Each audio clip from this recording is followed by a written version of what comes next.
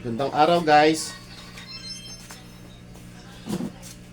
Lagyan natin ngayon ng ng battery holder tong ating baterya para maikabit na natin dun sa ating gagawin. Ito guys yung ginawa ko, angle bar lang na na aluminum, tapos nilagyan ko rin yan ng mga insulator sa loob kasi syempre aluminum yan. May insulator na yan, na-set up ko na rin yan para hindi naman Tapos meron na rin tong insulator sa pagitan niya. Ayan, kung makita nyo. Ayan, nilagyan ko na rin yan. Kompleto na siya. Medyo hindi ko na lang tinanggal para kita ko na lang sa inyo. Okay. Tapos guys, eto DIY lang na DIY lang na holder. Ginawa ko lang flat bar, tapos binend, tapos ilalagay natin dito. Para lang in case lumobo at pag binuhat hindi siya gumalaw. Pag lumobo medyo mapipigilan niya yung paglobo. Pero siyempre ayaw natin lumobo. In case lang. Yan guys.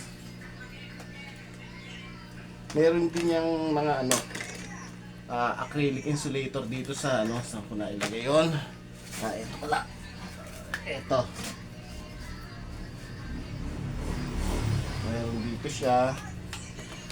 Ito. Bigyan ko rin siya para kahit paano safe. Para hindi na madumikit yung bakal natin dyan. Dito, ito.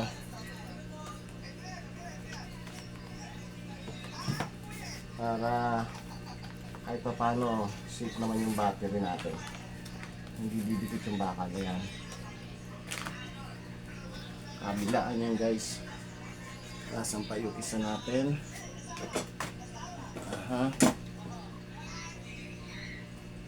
Sino isa? Hindi makita yung isa guys. Saglit nami-misplace pa yung isa. Wait lang. Okay. Ito pala yung isa guys. Ito meron din dito sa kabila. Para hindi dumikit yung ating holder. Kasi metal yung ginamit ko para ito paano protected yung ating Tapos dito, meron din dito. Lagyan natin siya ng metal. Para may power naman yung Ayan. Saka natin hihigitan guys. Maya makita nyo yung sa product niya. Hindi ko na pina-welding kasi mahirap pang ipa-welding Ayusin na lang natin. Tapos lagyan natin ng screw.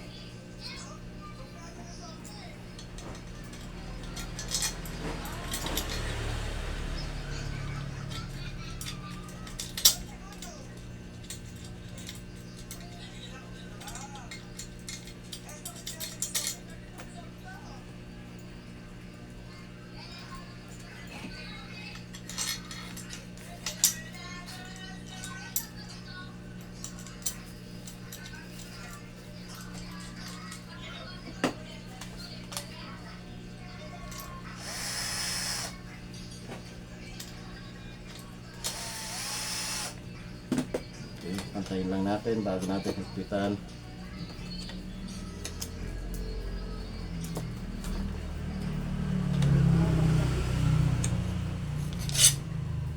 Ito kaya ito lumaluwag. Hindi nang pasok.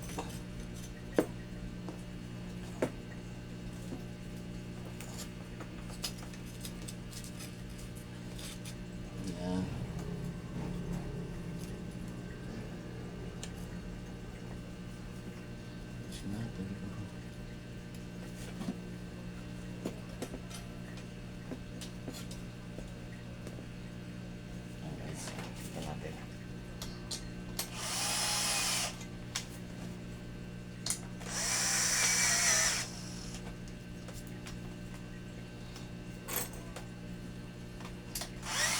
Saka para guys pag binuhat nyo, hindi na rin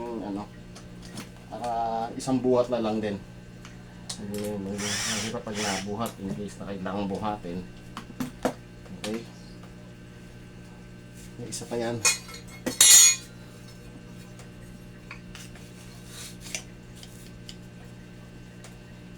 Para safe na safe yung ating battery.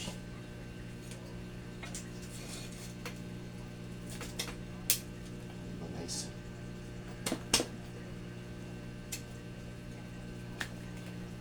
Patayin natin.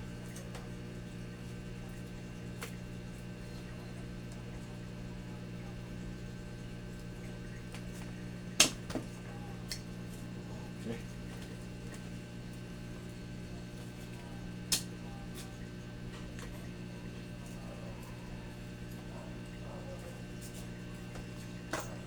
Guys, ayan.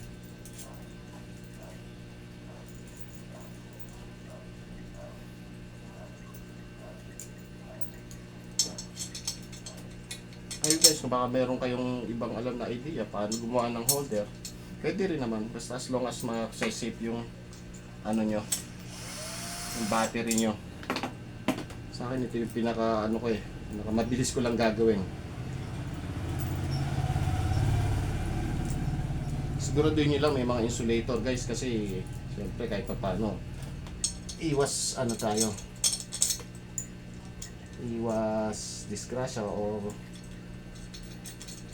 mag-short kasi siya, baka mag-short kaya lagi nyo lalagyan ng insulator. Yan.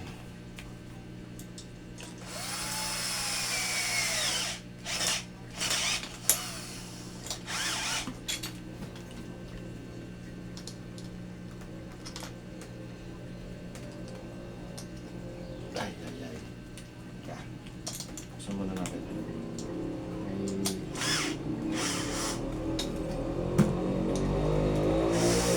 Hindi po bantay.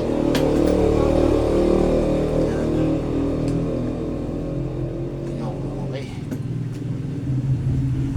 Bantay natin.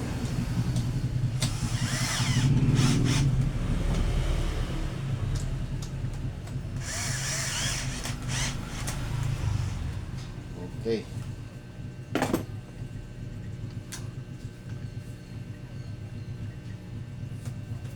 Okay guys, kabit natin yun. Ito na-ano ko na rin yung BMS at saka ano, na-ready ko na rin.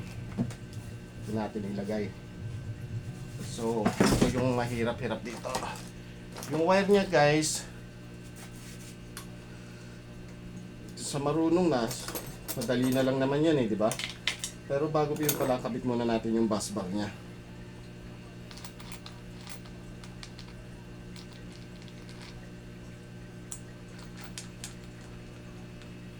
Kabitan muna natin ng bus bar.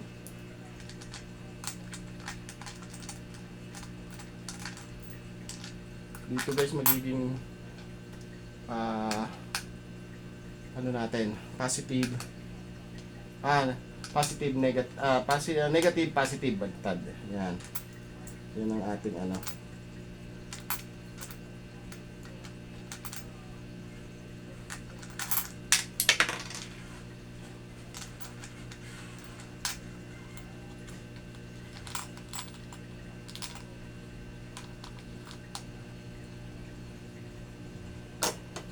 Pasbag natin.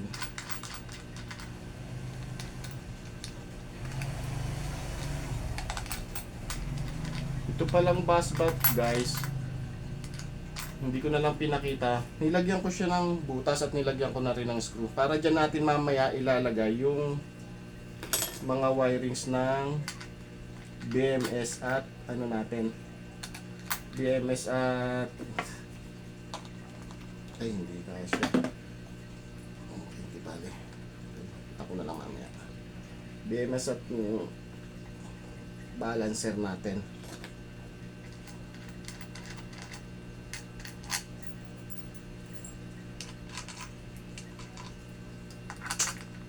So lahat yan may butas na guys.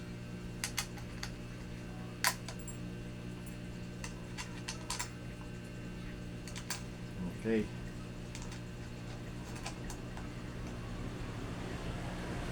So naka-series na tayo guys. Ayan. Tingnan na, testing ko na rin yan. sakto naman, na-balance ko na rin siya. So, dito tayo. Ito yung tricks ko ngayon. Kasi since parehas naman sila ng ano, di ba? Alisin muna natin to. Yan. Itong red guys, ito yung sa dito sa ano natin, BMS. Pansin nyo siya, nahinang ko na yung hininang ko na sa washer yung negative at saka positive ng ano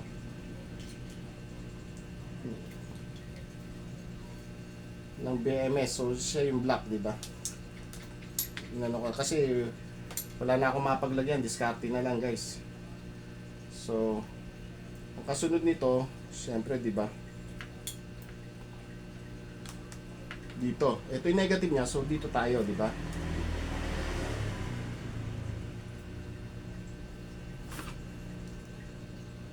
Yung first negative natin. Sabay na rin natin yung ano para magandang ano. Yung kasunod ay ito para maayos yung ating battery. Yung ating wirings ayusin pa natin mamaya. So dito siya.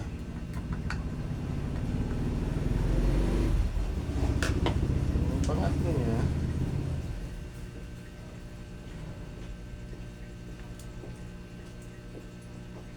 ingat lang kayo so magkamali. Ito yung pangatlo. Dito siya siyempre, di ba?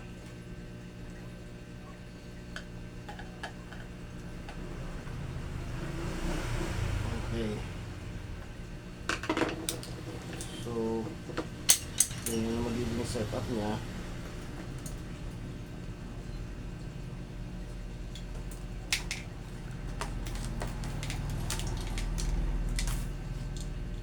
Mahirap lang iayos yung ano yung wirings.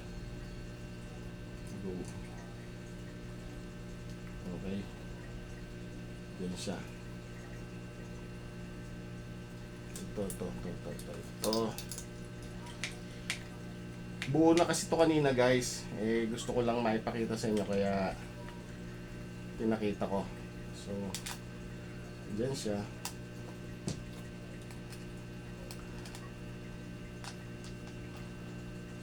Ayusin na lang natin mamaya yung wire. Wait lang guys ha. Tapos yung red niya, nasaan na yung red? Yung ating positive dito. Yan. Yung isang wire niyan guys, yun na yung positive at negative din ng ating balancer. Okay, ito siya.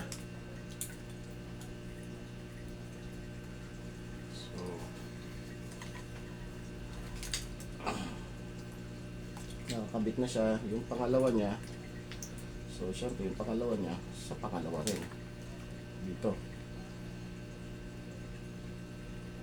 Wala ilagay yung aking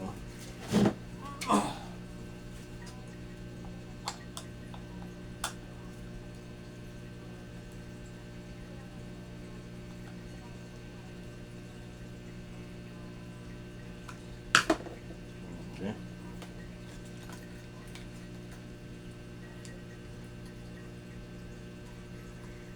Pangatlo niya,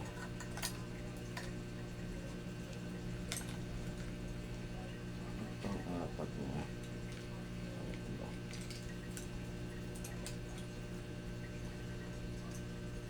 magulo medyo guys, magulo yung ating wirings ha, pero ayusin natin yan mamaya. Medyo ano lang, sa pinakita ko lang sa inyo. Bago ko naman isalang yan, ayusin ko pa rin ang pag-iisay natin, ayusin natin mabuti yan.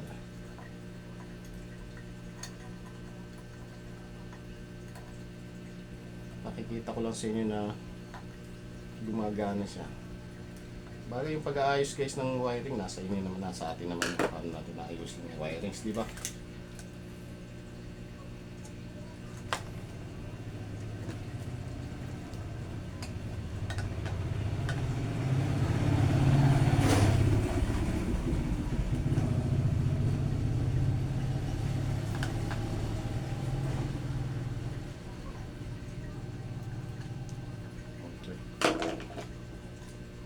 Okay guys, nakakabit na lahat. So ito siya. At ito yung sa kabila. Ano na lang natin. I-organize ko na lang mamaya. Pero to the meantime, saksak muna natin to. Nalaman natin. Pag umilaw yung kapas, yung active balancer, yun yun. Saka tetest natin.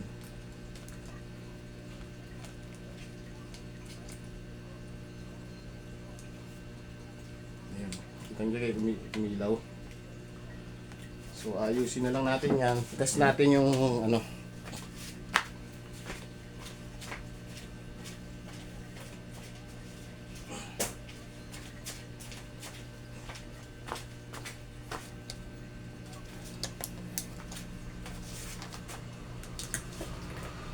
So, ito pala.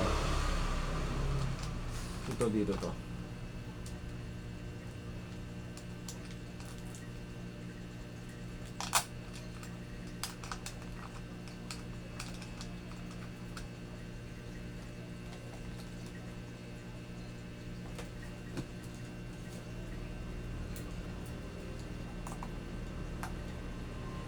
Ayos guys, 13.36, so gumagana siya. Pag inisa-isa natin, 3.3, 6.6,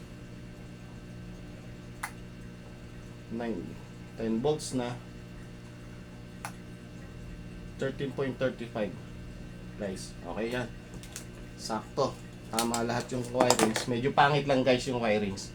Ayusin ko yan. Mamaya pakita ko sa inyo pag ano. Sa susunod na video pala makikita niyo okay na yung wirings niyan. Okay? So, mayroon ng holder at mayroon pa yung BMS. Okay, maya guys, sa susunod na video kabit na natin ito dun sa ating ano, sa ating setup. Okay guys? Thanks. Please like, share and subscribe. Thank you.